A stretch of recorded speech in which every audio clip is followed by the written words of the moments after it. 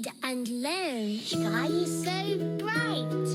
Smart kids grow with moonlight. Read and learn, shine so bright. Smart kids grow with moonlight.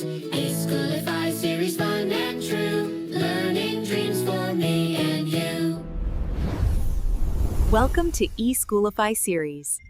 अस्सलामुअलैकुम, Syeda Maryam Naqvi is here from the Moonlight International Publishers। आज हम सीखेंगे अरकान साजी, भारी हुरूफ से बनने वाले दो हरफी अल्फाज पढ़ना और लिखना सीखेंगे।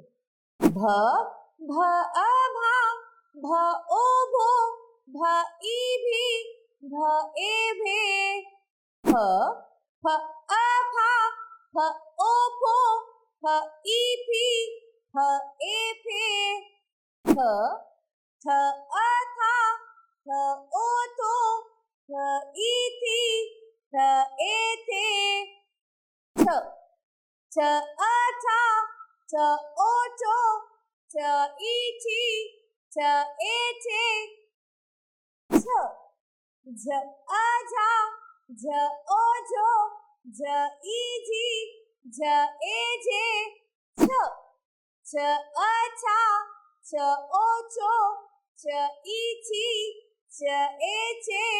ध ध अ धा, ध ओ धो, ध ई धी, ध ए धे।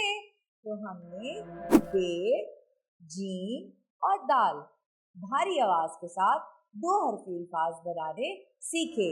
इसको हम लिखेंगे और पढ़ेंगे और इसकी अच्छी तरह मश्क करेंगे।